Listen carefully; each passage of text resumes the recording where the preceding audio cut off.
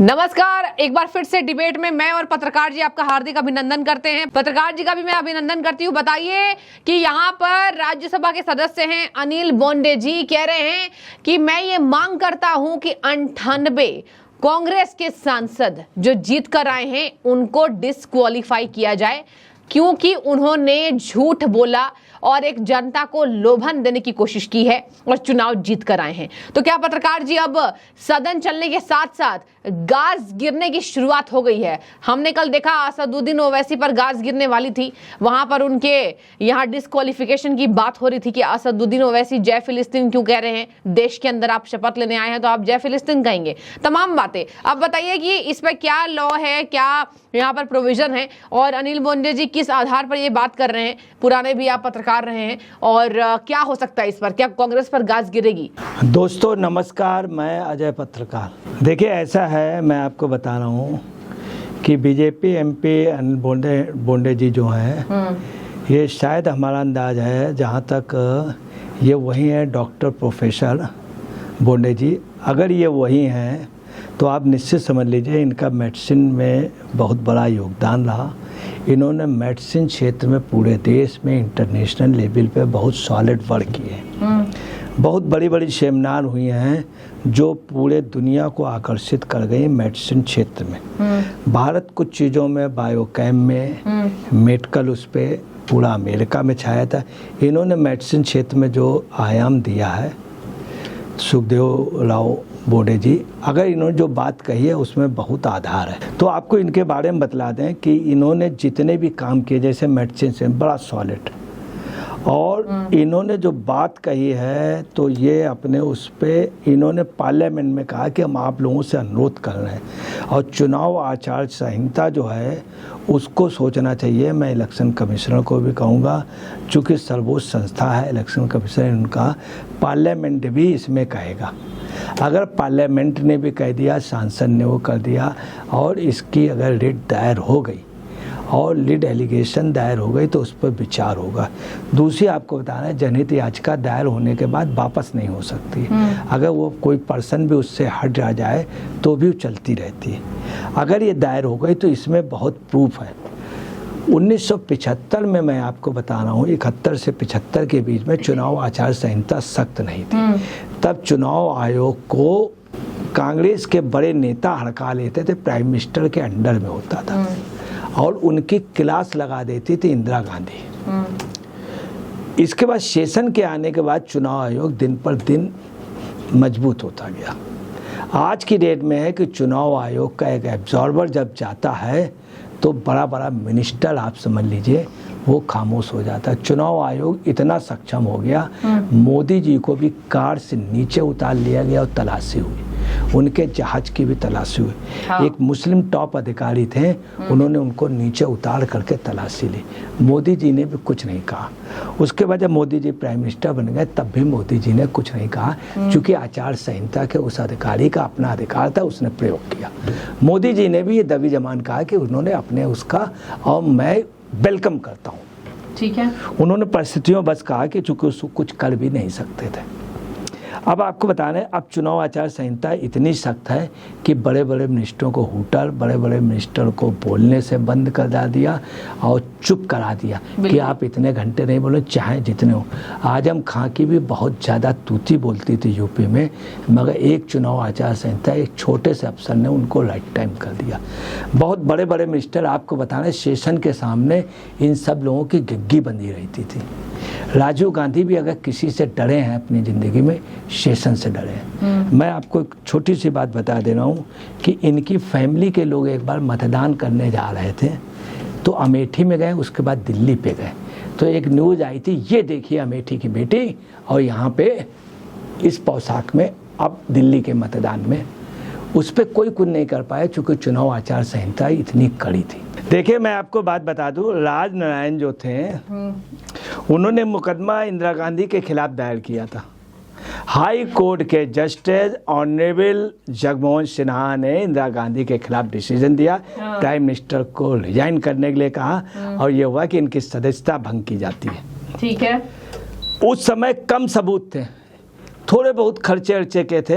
आज कांग्रेस के खिलाफ इतने बड़े सबूत हैं, इन्होंने बाकायदे फॉर्म दिया और ये बोंडे जी ने भी बताया कि फॉर्म दिया। फॉर्म के बाद इन्होंने हर जगह अपने बूथों में फॉर्म भराए। बोले 4 तारीख को आपके पास 5 बजे खटाखट पैसे आएंगे। इन्होंने बोंडे जी ने ये भी बताया कि खटाखट इन्होंने कहा पैसे का है, और 4 तारीख को लोग फटाफट इनके पास चले गए कि पैसे निकालो फटाफट। उसके बाद महिलाएं भी चली गई और ये सब सटासट भाग गए कांग्रेस के लोग। ये कहना बोंडे जी का है।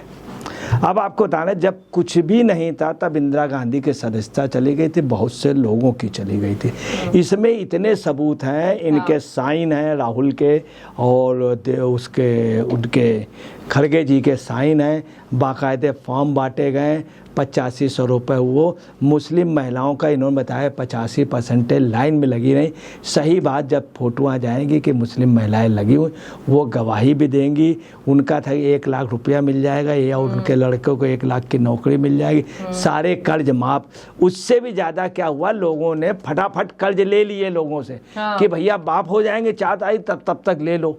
आपको बताना है, हराम का पैसा मिले या लोगों कर्ज माफ हो जाए तो हिंदुस्तान की जनता इस मामले में बहुत आगे है। तुरंत आपसे कोई नई दुकान खुलती है, उधार बांटे तो सब लोग जाके ले लेंगे जाके। यहाँ कई लोगों ने ये भी किया, खूब पैसे ले लिए। अब पता चला कहीं कुछ नहीं, कांग्रेसी भाग रहे हैं। इनके साथ जो इनके साथ थे वो भी घेरे जा रहे हैं। दिल्ली में आपको बता रहे हैं, आप पार्टी के 2 नेता को पब्लिक खींचे ले रही थी बाहर। ये कहिए वो चूंकि सांसद लेवल के थे तो बच गए, वरना अगर पुलिस फोर्स ना होती तो समझ लीजिए कि उनको ढूंढ पाना मुश्किल हो जाता। ये पब्लिक की पोजीशन। पब्लिक आज भी कांग्रेस दफ्तरों में जा रही है। आप पार्टी बंद रहता है, कई कार्यालयों में इनके 4-4, 500 आदमी इधर उधर खड़े हैं।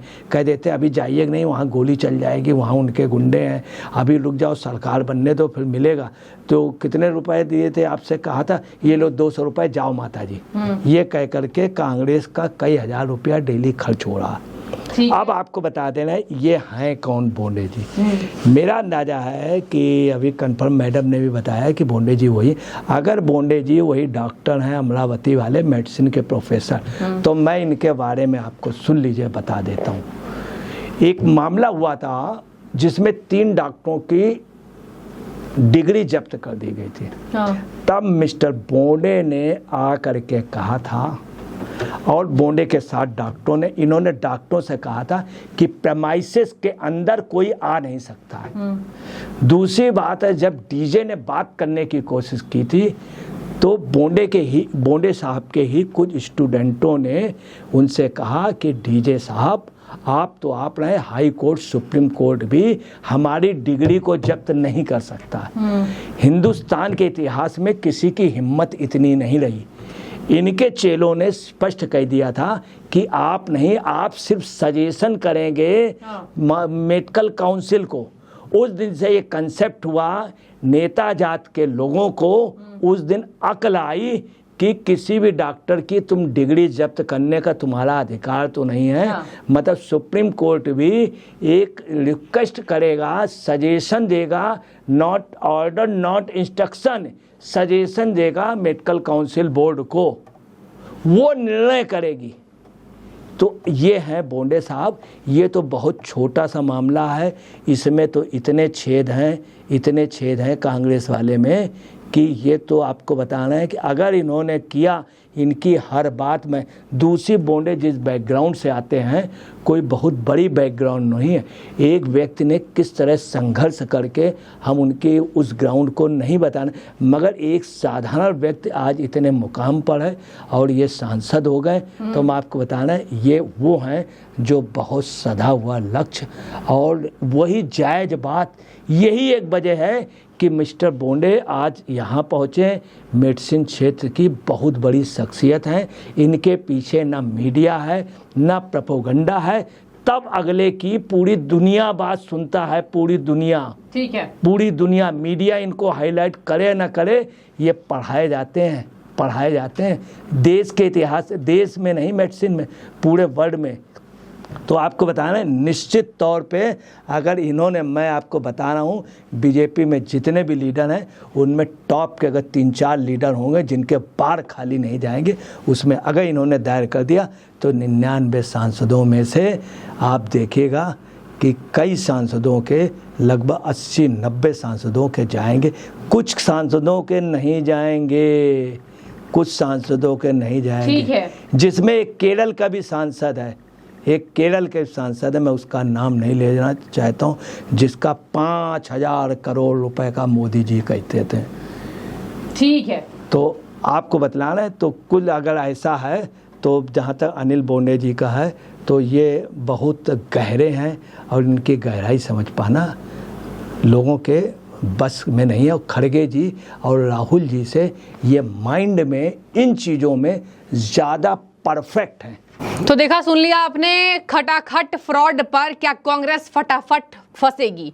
अब देखिए, ये कई जगह मामले दायर किए जा रहे हैं। अब बीजेपी नेताओं की ही आवाज नहीं है, ये आम जनता की आवाज है। जो कांग्रेस कहती है ना कि आम जनता की आवाज है, मोदी को नकार दिया गया, तो ये आम जनता की आवाज है। खटाखट फ्रॉड पर कांग्रेस फटाफट अब अंदर जाएगी क्या? हम अपडेट भी आपको देंगे, रूबरू भी कराएंगे क्या सच्चाई है। हालांकि इन बातों पर तो विपक्ष यही कहेगा कि देखिए आवाज दबाने की कोशिश हो रही है। पत्रकार जी शुक्रिया, बहुत अच्छे से विश्लेषण आपने दिया इस खबर पर।